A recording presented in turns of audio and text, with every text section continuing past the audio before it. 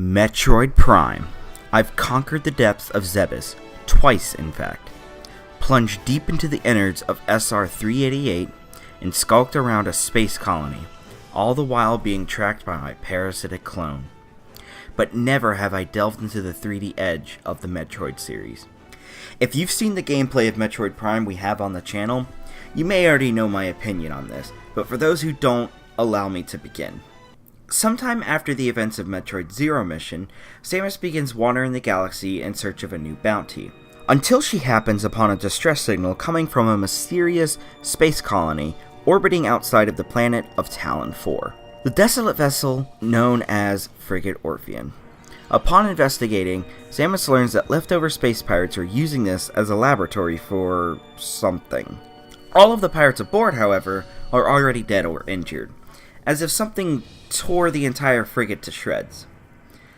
Samus makes her way to the center of the ship and is attacked by the Parasite Queen, who Samus deftly defeats.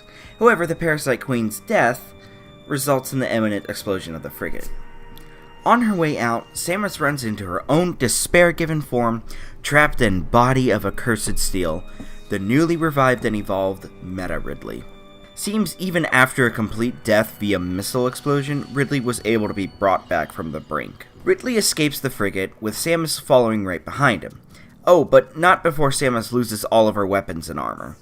Thanks, video games. From then on, it's Samus' job to figure out what the pirates are doing on Talon 4 and stop whatever it is.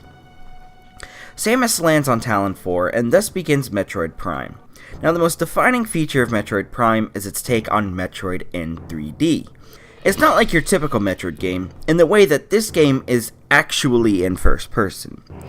Let me tell you real quick that as far as 3D versions of 2D series go, Metroid Prime is some of the finest work I've ever seen. Believe it or not, making a 3D game of an existing 2D series isn't as simple as just adding a Z-axis.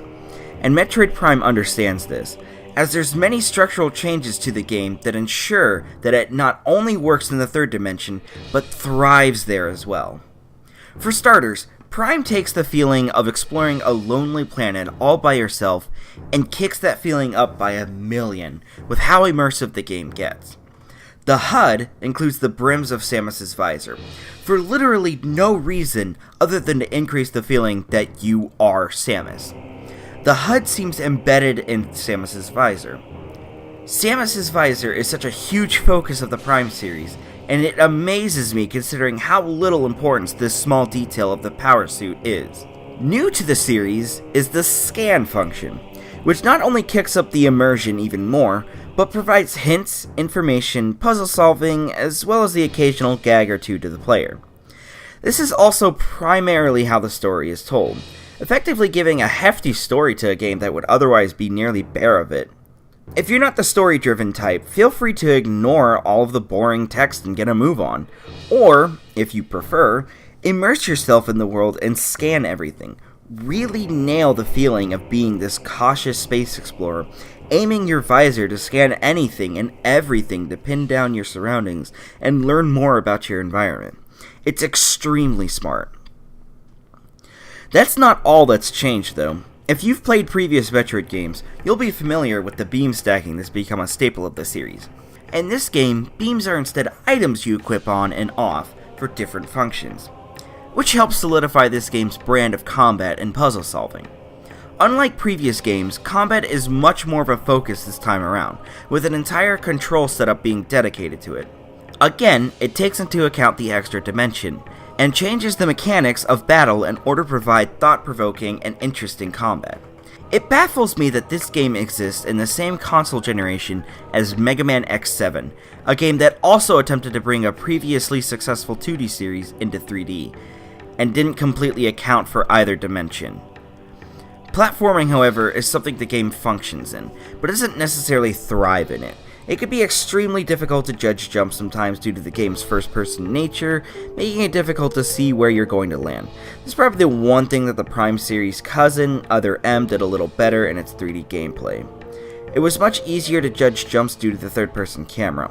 However, this game thrives way more in nearly every other aspect compared to Other M.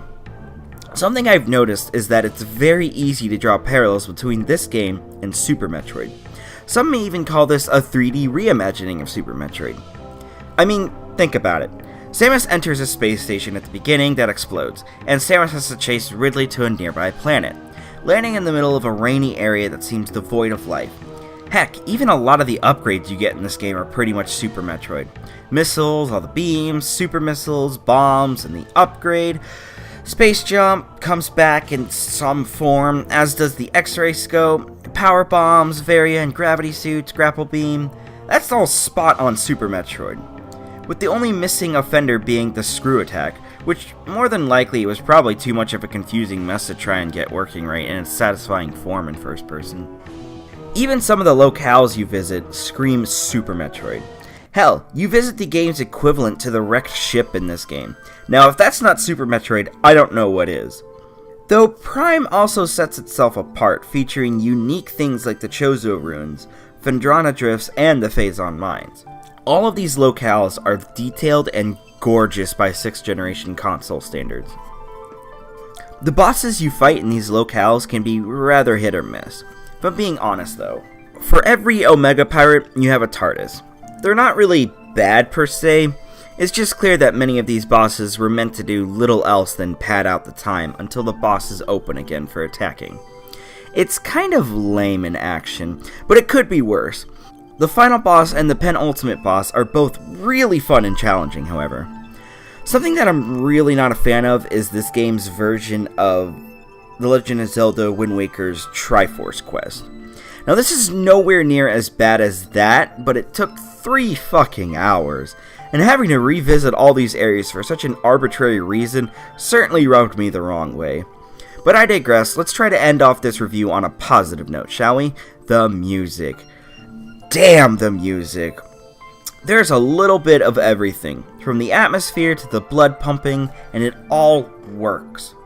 God, does it work. This game's version of Ridley's hideout, fucking fantastic, and that final boss theme is a goddamn bop. All in all, I fucking loved Metroid Prime. It's a goddamn fantastic game that knows what it's doing. It not only survives, but thrives in the unexplored reaches of the third dimension, and manages to be immersive as all hell. Bravo! Encore! No, I mean literally. Right after I beat Metroid Prime, I legit went straight into the sequel, Metroid Prime 2, and I've already beaten it now. It's an amazing series. And speaking of planetary exploration, there seems to be another person's story that involves something along those lines. Next time on The Ultimate Road, we will be taking a look at Pikmin 3.